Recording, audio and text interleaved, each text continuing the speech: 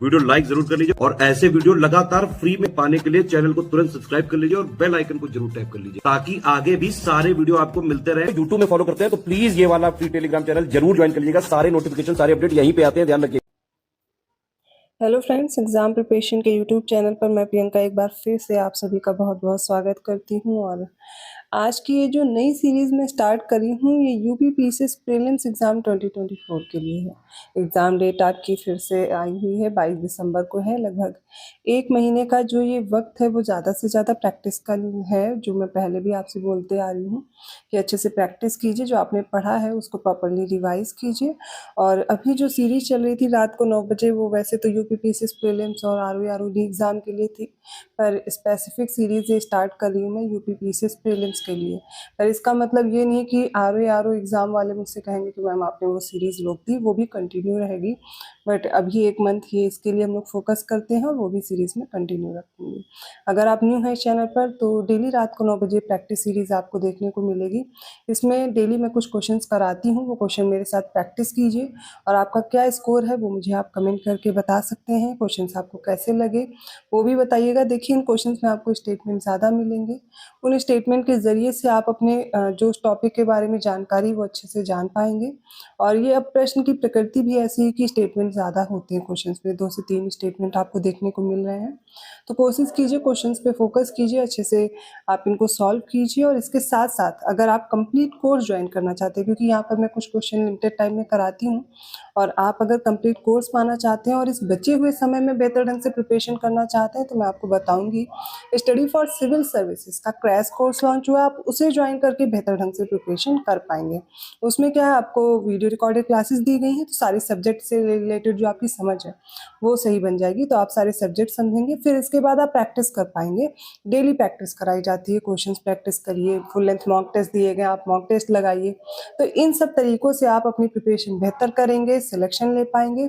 और आप वही मटेरियल फॉलो कीजिए जो लेटेस्ट ट्रेंड और पैटर्न को फॉलो करता हूँ, ना कि कोई भी मटेरियल जो आप पढ़ते रह जाए और उससे क्वेश्चन आए भी ना। तो करंट अफेयर हो, जीएस हो, सीसेट हो, सभी के लिए निश्चिंत हो जाइए। बहुत ही कम पैसों में आप पूरी प्रिपरेशन कर पाएंगे। और ज्ञान से कूपन कोड, अगर आप स्टडी फॉर सिविल सर्विसेज का ऐप डाउनलोड करके कोर्स परचेज कर रहे हैं, कूपन कोड अप्लाई कीजिएगा, आपको डिस्काउंट भी मिल जाएगा। चलिए बिना देर किए आज की क्लास स्टार्ट करते हैं। 131 क्वेश्चन हमें देखना है, कुछ स्टेटमेंट हैं और इन स्टेटमेंट को देख करके सही उत्तर का चयन करना है। एक एक करके कथन हम लोग डिस्कस करेंगे। पहला स्टेटमेंट देखिए, जैविक विकास परिकल्पना, ठीक है, लेमार्क का सिद्धांत या उपार्जित लक्षणों के वंशानुक्रम का सिद्धांत फ्रांसीसी जीव विज्ञानी जैन बैप्टिस्ट डी लेमार्क द्वारा प्रस्तुत किया गया था। तो जो लेमार्क थ्योरी, ये जाहिर सी बात है ये जीन बैप्टिस्ट डी लेमार्क द्वारा प्रतिपादित की गई थी, ठीक है। Theory of inheritance of acquired characters, याद रखिएगा, पहला स्टेटमेंट करेक्ट है। डायनासोर विशाल सरीसृप थे जो मीजोजोइक युग में रहते थे, ये भी करेक्ट स्टेटमेंट हो जाएगा। अगला देखते हैं, कुनैन सिनकोना नामक आवृत बीजी पौधे की छाल से प्राप्त किया जाता है। जो कुनैन होता है वो एंजियोस्पर्म प्लांट होता है, सिनकोना उससे मिलता है, ये भी करेक्ट दिया गया है। फोर्थ स्टेटमेंट है, पपीते का जो वानस्पतिक नाम है वो कैरिका पपीता है, कैरिका पपाया बोलते हैं, पपीता लिखा है कैरिका पपाया। इसमें मौजूद पपेन एंजाइम वसा के पाचन में मदद करता है। तो इसमें जो पपेन होता है ये भी सही है, इसमें एक पपेन एंजाइम प्रेजेंट होता है जो कि फैट नहीं प्रोटीन के पाचन में हेल्प करता है। तो यहाँ पर अगर प्रोटीन दिया होता तो सही हो जाता, तो ये स्टेटमेंट इनकरेक्ट है, ठीक है। तो राइट आंसर है 1 2 3, 1 2 3 जिसमें दिया गया है वो है ऑप्शन सी, तो ऑप्शन सी करेक्ट हो जाएगा। 132 क्वेश्चन है, निम्नलिखित कथनों पर विचार करें। पहला स्टेटमेंट है, लहसुन और प्याज की विशिष्ट गंध उनमें मौजूद सल्फर यौगिकों के कारण होती है। सेकंड है, प्याज छीलते समय आंसू आने का कारण प्याज से निकलने वाला सल्फेनिक एसिड होता है। थर्ड है, मिर्ची में जो तीखापन होता है या तीखे का जो स्वाद होता है वो कैप्साइसिन नामक पदार्थ की वजह से होता है। बताइए इसमें से कौन से स्टेटमेंट करेक्ट है। राइट आंसर ऑप्शन सी, तीनों स्टेटमेंट करेक्ट है। आपको याद रखना है लहसुन और प्याज में एक विशिष्ट तरह की गंध होती है और वो कंपाउंड होता है सल्फर कंपाउंड। प्याज छीलते समय आंसू आते क्यों आते हैं, क्योंकि उसमें सल्फेनिक एसिड होता है, ठीक है। और मिर्च में जो तीखापन है वो कैप्साइसिन की वजह से है। 133 क्वेश्चन है, सारे स्टेटमेंट देख करके हमें राइट आंसर चूज करना है। सबसे पहला जो स्पाइडर है या फिर जो मकड़ी है ये एरिकनीडा क्लास में आती है। वर्ग एरिकनीडा का एक जंतु है जो कि उदर के पश्च भाग में स्थित ग्रंथियों से स्राव करती है और जाला बनाती है। तो सिक्रीशन होता है ग्लैंड से, पोस्टीरियर पार्ट में एब्डोमेन के, वहाँ से इसका सिक्रीशन होता है जिससे जाला बनाती है। ठीक है। अगला है पौधे के तने के भाग से हल्दी प्राप्त किया जाता है। हल्दी के पौधे का खाने लायक हिस्सा क्या होता है? प्रकंद है। थर्ड है घटपर्णी या नेपेंथीज का पौधा ऐसे स्थान पर उगता है जहाँ की मृदा में नाइट्रोजन की कमी होती है, और नाइट्रोजन वो कैसे पूरा करता है? तो कीटों को पचाकर। अब ऐसा नहीं इसमें फोटोसिंथेसिस नहीं होता, फोटोसिंथेसिस होता है, सिर्फ नाइट्रोजन की कमी पूरा करने के लिए कीट खाते हैं। फोर्थ है केसर एक मसाला है जिसे सैफ्रॉन क्रोकस के पुष्प की वर्तिका तथा वर्तिकाग्र से प्राप्त किया जाता है। इनमें से कौन से ऑप्शंस करेक्ट हैं? इसका राइट आंसर होगा कि सारे के सारे स्टेटमेंट करेक्ट हैं। तो सारे स्टेटमेंट हमें दिए गए हैं ऑप्शन डी में। राइट आंसर क्या है? Option D. 134 क्वेश्चन है, रानीखेत रोग मुर्गियों और कई जंगली पक्षी प्रजातियों का एक संक्रामक विषाणुजन्य रोग है। लास्ट टाइम मैंने आपको कुछ होमवर्क्स दिए थे, बहुत ही कम लोग आप लोग कमेंट करते हो। एक पीयूष जी हैं, उनका कमेंट आया था लास्ट क्वेश्चन में, और कुछ और भी लोग हैं, वैसे तो काफ़ी लोग कमेंट करते हैं डेली, जैसे कि प्रदीप जी हैं, शिवांगी जी हैं, शिवानी आई थिंक नाम है, ऐसे कई लोग हैं, ज्योति जी हैं, जिनके रेगुलर कमेंट आते हैं और मैं आप लोग के कमेंट का रिप्लाई भी करती हूँ। बट आप लोग कोशिश कीजिए, जो लोग डेली फॉलो कर रहे हैं वो अपना होमवर्क जरूर, जो मैं क्वेश्चन देती हूँ इंपॉर्टेंट है। जैसे कि मैंने लेटेस्ट टाइगर रिजर्व के बारे में पूछा था, 56 वाला है ना, जो छत्तीसगढ़ का भी नया बना है, तो सब लोग कमेंट ही नहीं करते। अगर आप क्वेश्चन ढूंढोगे नहीं, पढ़ोगे नहीं, तो फिर कैसे काम चलेगा? सिर्फ वीडियो देख लेने से नहीं होगा, आपको सॉल्व करने क्वेश्चन, पॉज कीजिए, फिर देखिए, और इनसे रिलेटेड अभी करंट में कोई न्यूज़ में रहा है टॉपिक तो उसको भी देखिए, है ना। इंडिया की रैंकिंग क्या है, सारे मैंने शॉर्ट्स में भी करवाए और करंट अफेयर करा रही हूँ, तो आप कोशिश कीजिए उनको फॉलो कीजिए। तो सभी लोग कमेंट ज़रूर कीजिए।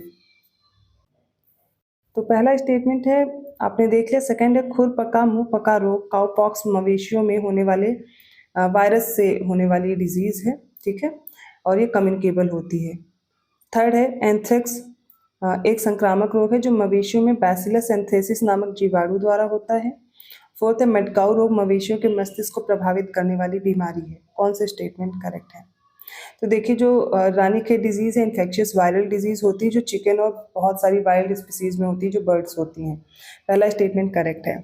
और ये जो नेक्स्ट डिजीज़ दी गई फुट एंड माउथ डिजीज़, ये काउपॉक्स में होती है, वायरल कम्युनिकेबल डिजीज़ है। ठीक है, जैसे कि ये एक से दूसरे में फैले। संक्रामक का मतलब होता है, कम्युनिकेबल का मतलब एक एनिमल से दूसरे एनिमल में और ह्यूमंस में भी डिजीजेस हो जाती हैं, कुछ वायरल डिजीज ऐसे। तो वायरल डिजीज ज़्यादा इन्फेक्शियस होती हैं।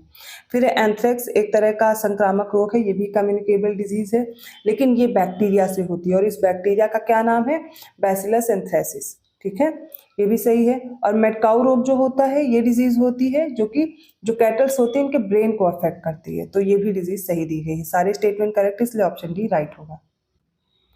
135 क्वेश्चन है, अगले स्टेटमेंट सारे देख करके सही स्टेटमेंट हम लोग चूज करेंगे। पहला स्टेटमेंट है, द्वितीयक सेल में पहले तो विद्युत ऊर्जा को रासायनिक ऊर्जा में परिवर्तित किया जाता है, फिर रासायनिक ऊर्जा को विद्युत ऊर्जा में। ठीक है। सेकंड स्टेटमेंट है, अत्यधिक उच्च गलनांक लगभग 3400 डिग्री सेंटीग्रेड के कारण इलेक्ट्रिक बल्ब में टंगस्टन धातु के तंतु का प्रयोग किया जाता है। थर्ड है, हैलोजन लैंप का तंतु टंगस्टन और सोडियम के मिश्र धातु से बना होता है। तो देखिए सही दिया गया। जो सेकेंडरी सेल होते हैं पहले क्या करते हैं, इलेक्ट्रिकल एनर्जी को क्या करते हैं, केमिकल एनर्जी में कन्वर्ट करते हैं, फिर केमिकल एनर्जी को इलेक्ट्रिकल एनर्जी में। और जो वेरी हाई मेल्टिंग पॉइंट होता है 3400 डिग्री सेंटीग्रेड तक का, उसके लिए टंगस्टन मेटल का फिलामेंट यूज करते हैं। तभी देखते हैं इलेक्ट्रिक जो बल्ब होते हैं वो हाई टेम्परेचर, क्योंकि टंगस्टन विदस्टैंड कर पाता है, या वो धातु जो होती है वो अत्यधिक ताप पर भी चल जाती है। वो मतलब वो फिलामेंट देखते हैं आप, ब्रेक नहीं होता है। ठीक है, तो उच्च गलनांक वाला होता है। हैलोजन लैंप का तंतु जो है वो टंगस्टन और सोडियम के मिश्र धातु से बना होता है। ठीक है, तो एक तरह का एलॉय होता है टंगस्टन और सोडियम का। ऑप्शन यहाँ पर करेक्ट होगा सी, तीनों करेक्ट है। 136 क्वेश्चन है। आज ये क्वेश्चन की संख्या आप देखेंगे साइंस के क्वेश्चन ज्यादा हैं, क्योंकि हम लोग पहले और सब्जेक्ट डिस्कस कर चुके हैं।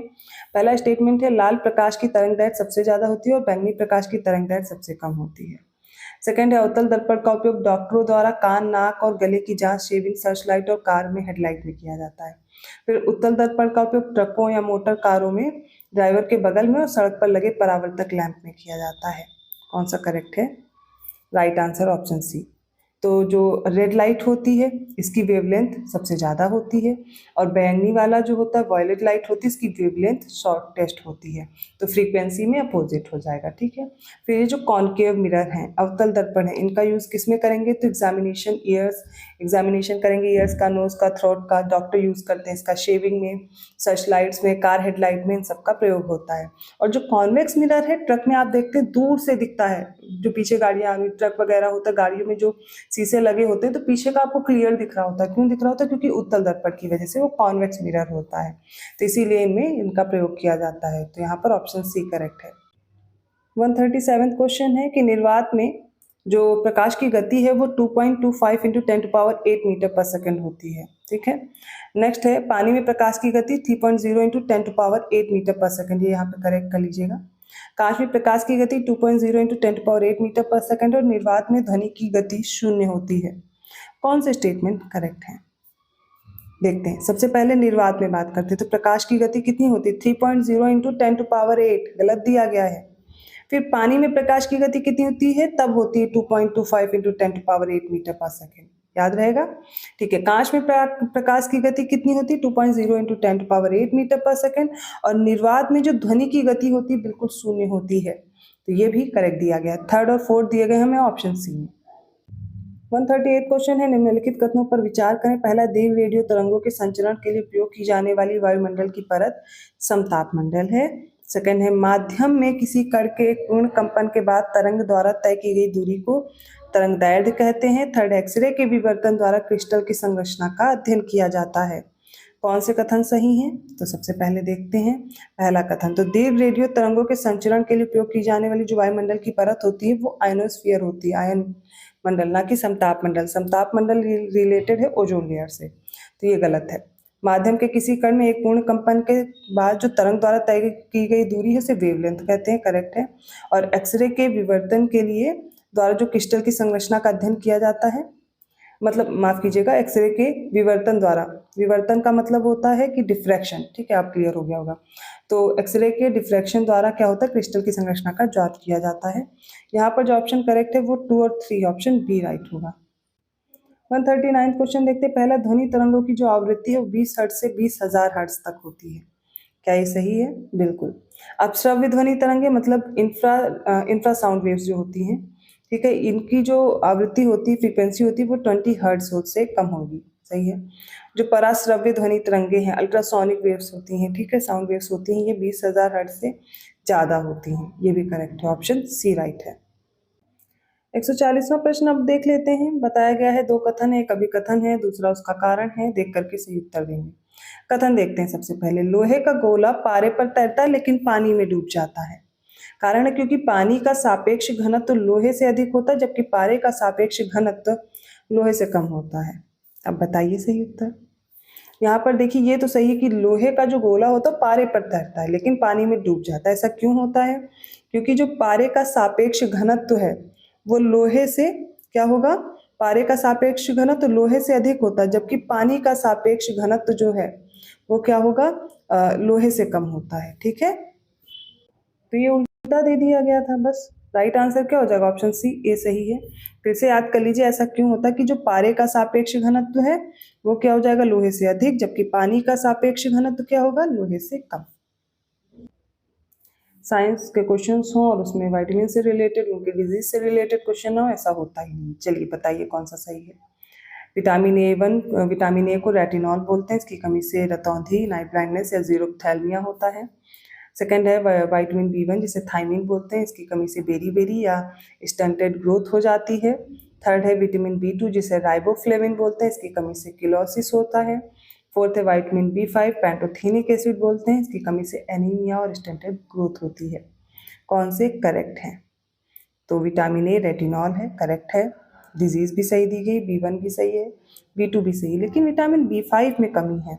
पैंटोथेनिक एसिड की कमी से क्या होता है? स्किन रिलेटेड डिजीज होती है, ना कि एनीमिया और स्टंटेड ग्रोथ। तो स्किन रिलेटेड डिजीज तो होती है, स्टंटेड ग्रोथ भी होती है, बाल सफ़ेद होने लगते हैं, ठीक है, विटामिन B5 की कमी से। और विटामिन B7 की कमी से ये बालों का झड़ना, और चर्म रोग इसे बायोटिन बोलते हैं। और ये जो दिया गया है रक्तक्षीणता और कुंठित वृद्धि, ये विटामिन B9 की कमी से होता है, जिसे हम लोग फॉलिक एसिड बोलते हैं। राइट आंसर क्या होगा? Option A. बस यहीं पे कमी हो जाती, जो विटामिन की आगे की सीरीज है बी वाली, उसमें बहुत गलतियां होती हैं, उसको ध्यान रखना होगा। तो ये जो क्वेश्चन आप सॉल्व करें, साइंस के बेहतरीन क्वेश्चन हैं, इनसे प्रश्न बनते हैं, बिल्कुल भी गलती मत कीजिए, अच्छे से सॉल्व कीजिए। तो इसमें भी सही उत्तर हमें चुनना है। सबसे पहले स्टेटमेंट देखिए, हृदय में ऐसी कोशिकाएं होती हैं जो विद्युत तरंगें उत्पन्न करती हैं, इन्हें पेसमेकर कोशिकाएं कहा जाता है। ठीक है। फिर है हीमोग्लोबिन का पीएच मान 7.1 टू 7.4 के बीच होता है और हीमोग्लोबिन कुछ हद तक क्षारीय होता है। थर्ड है, वृक्क की पेल्विस में कैल्शियम कार्बोनेट में क्रिस्टल एक पिंड के रूप में एकत्र हो जाते हैं और कैल्शियम कार्बोनेट के कारण वृक्क में पथरी या अश्मरी बनती है। पिछले साल पूछे गए प्रश्न हैं ये वृक्क की पथरी से रिलेटेड, क्या ये सही है या नहीं? पहला स्टेटमेंट करेक्ट है, दूसरा भी सही, तीसरा गलत हो जाता है। क्यों? क्योंकि देखिए किडनी में कैल्शियम ऑक्सलेट की वजह से बनती हैं ये जो पथरी है, स्टोन्स है ना, वो कैल्शियम ऑक्सलेट होता है, ना कि कैल्शियम कार्बोनेट। तो यहाँ पर अगर कैल्शियम ऑक्सलेट होता तो सही हो जाता। Calcium oxalate crystals are accumulated as a mass in the renal pelvis causing blockage in the urinary tract due to calcium oxalate stones are formed in the kidneys। तो थर्ड स्टेटमेंट गलत हो जाएगा, calcium oxalate की वजह से kidney में stones बनती हैं, ऑक्सलेट याद रखिएगा, ऑप्शन डी करेक्ट है। 143 क्वेश्चन है, राइट स्टेटमेंट हम लोग देखेंगे। पहला, केवलार और लेक्सॉन ये पॉलीमर का उपयोग करते हैं बुलेट प्रूफ ग्लास, डीवीडी, रसोई के बर्तन आदि बनाने में। ठीक है। सेकंड है, प्राकृतिक रबर होती है आइसोप्रीन, आइसोप्रीन का बहुलक होता है, ये नेचुरल रबर है जो रबर के पेड़ लेटेक्स के रूप से प्राप्त होता है। थर्ड है, बुलेट प्रूफ खिड़कियों के निर्माण में पॉलीकार्बोनेट नामक पॉलीमर का उपयोग किया जाता है। फोर्थ है, नियोप्रीन क्लोरोप्रीन का एक उच्च बहुलक पाइप बेल्ट आदि बनाने में किया जाता है। मोस्ट इंपॉर्टेंट क्वेश्चन है, भूलिएगा नहीं, इससे रिलेटेड मैंने क्लास डाली हुई है। ठीक है, प्राकृतिक रेशे वाले में, बहुलक वाले में कर लीजिए। ऑप्शन डी करेक्ट है क्योंकि सारे स्टेटमेंट यहाँ पर सही है। देखिए साइंस में क्वेश्चंस रिपीट होते हैं, ऐसा नहीं कि साइंस में बिल्कुल रिपीट नहीं होते, बट आप क्वेश्चन जो पढ़ रहे हैं उनसे रिलेटेड जो इन्फॉर्मेशन है वो सारी जरूर पढ़ लिया कीजिए जो पिछले वर्ष पूछे गए। 144 क्वेश्चन में देखते हैं, पहला स्टेटमेंट है सफेद ठोस पोटेशियम ब्रोमाइड का उपयोग फोटोग्राफी में किया जाता है, बिल्कुल सही है। नेक्स्ट सेकंड है, पोटेशियम नाइट्रेट का उपयोग उर्वरक के रूप में होता है, बिल्कुल सही है। थर्ड है, पोटेशियम सल्फेट का उपयोग बारूद बनाने में किया जाता है और मोनो पोटेशियम टार्ट्रेट का उपयोग बेकरी में किया जाता है, क्या ये सही है? तो मोनो पोटेशियम टार्ट्रेट का उपयोग बेकरी में किया जाता है, बिल्कुल सही है। लेकिन यहाँ पे देखिए पोटेशियम नाइट्रेट का उपयोग बारूद के रूप में होता है और पोटेशियम सल्फेट का जो उपयोग है वो उर्वरक के रूप में होता है। तो सेकंड और थर्ड इनकरेक्ट है। ठीक है, फर्स्ट और फोर्थ करेक्ट है, ऑप्शन बी राइट होगा। 145 क्वेश्चन में देखते हैं, पहला फ्लिंट कांच सिलिका और सेरियम ऑक्साइड को मिलाकर बनाया जाता है। फ्लिंट कांच में पराबैंगनी किरणों को अवशोषित करने की क्षमता होती है, तो फ्लिंट ग्लास के बारे में सही है। फोटो सेल के बारे में बताया है कि ये फायर अलार्म में यूज होता है, फोटो इलेक्ट्रिक सेल या फोटोवोल्टेइक सेल भी इसे बोलते हैं, बिल्कुल सही है। फिर है पायरेथ्रम एक प्राकृतिक कीटनाशक है, इसका उपयोग मच्छरों के तंत्रिका तंत्र को प्रभावित करके उन्हें दूर भगाने के लिए करते हैं, बिल्कुल सही। फोर्थ है, औद्योगिक प्रयोजनों के लिए अमोनिया का उत्पादन हेबर प्रक्रिया द्वारा किया जाता है, सही है। तो सारे ही स्टेटमेंट करेक्ट हैं, यहाँ पर ऑप्शन बी करेक्ट होगा। एक सेकंड माफ कीजिएगा, यहाँ पर आप पहला स्टेटमेंट देखिए गलत हो गया है। ठीक है, मैंने भी ध्यान नहीं दिया। ये जो फ्लिंट कांच है, यहाँ पर फ्लिंट कांच नहीं होगा, ये क्रुक्स कांच होगा, क्योंकि क्रुक्स कांच का यूज करते हैं जो ये सिलिका और सीरियम ऑक्साइड को मिलाकर बनाते हैं, क्रुक्स कांच होता है और क्रुक्स कांच ही इसमें पराबैंगनी किरणों को अवशोषित करने की क्षमता होती है। यहाँ पर ये गलत है, इसलिए ऑप्शन जो करेक्ट होगा वो ऑप्शन बी है, 2, 3, 4। ठीक है, जहाँ पे गलती होती है वो मैं कोशिश करती हूँ आपको फिर से देख लूँ, तो ये ऑप्शन आप याद कर लीजिएगा, यहाँ पर क्रुक्स कांच होगा। 146 क्वेश्चन है, ये ऑप्शंस आपके सामने हैं और देख करके हम लोग सही उत्तर देखेंगे। पहला स्टेटमेंट है, गीगर काउंटर एक कण संसूचक है जिसे गीगर मुलर काउंटर के नाम से भी जाना जाता है। इसका उपयोग आयनित विकिरण को मापने के लिए करते हैं, बिल्कुल सही है। सेकेंड है, किसी तत्व की द्रव्यमान संख्या अर्थात जो परमाणु भार है उसके नाभिक में मौजूद प्रोटॉन और न्यूट्रॉन की संख्या के योग के बराबर होती है, बिल्कुल सही है। ये परमाणु भार की बात हो रही है ना। फिर है, एक ही तत्व के वे परमाणु जिनकी परमाणु संख्या समान होती है लेकिन द्रव्यमान संख्या भिन्न भिन्न होती है उन्हें समभारिक कहते हैं, क्या ये सही है? गलत है, समभारिक नहीं, इन्हें समस्थानिक बोलते हैं, याद रहेगा, समस्थानिक बोलते हैं, मतलब आइसोटोप्स बोला जाता है, आइसोबार्स नहीं कहते इन्हें। राइट आंसर क्या होगा? 1 और 2 जिसमें दिया गया है। वो हो जाएगा ऑप्शन डी। 147 क्वेश्चन है, निम्नलिखित में से कौन भौतिक परिवर्तनों का उदाहरण नहीं है। हमने भौतिक और रासायनिक जो भी परिवर्तन है इनको कराया है दोपहर वाली क्लास में। सोडियम क्लोराइड का क्रिस्टलीकरण, लोहे में जंग लगना, दूध से दही बनना और कागज का जलना। तो इसका राइट आंसर ऑप्शन सी, लोहे में जंग लगना, दूध से दही बनना, कागज का जलना। ये सब कैसे उदाहरण है? ये सब रासायनिक उदाहरण है। सोडियम क्लोराइड का क्रिस्टलीकरण कैसा है? ये भौतिक परिवर्तन है। भौतिक परिवर्तन क्या होते हैं? देखिए, जैसे एक अवस्था से दूसरी अवस्था में बदलेगा कोई भी पदार्थ, वो फिर से अपनी पुनः उसी अवस्था में आ सकता है। ठीक है, जैसे कि अब सोडियम क्लोराइड का क्रिस्टलीकरण है, ऊर्ध्वपातन है, वाष्पीकरण है, बर्फ का पिघलना, सारे भौतिक परिवर्तन है।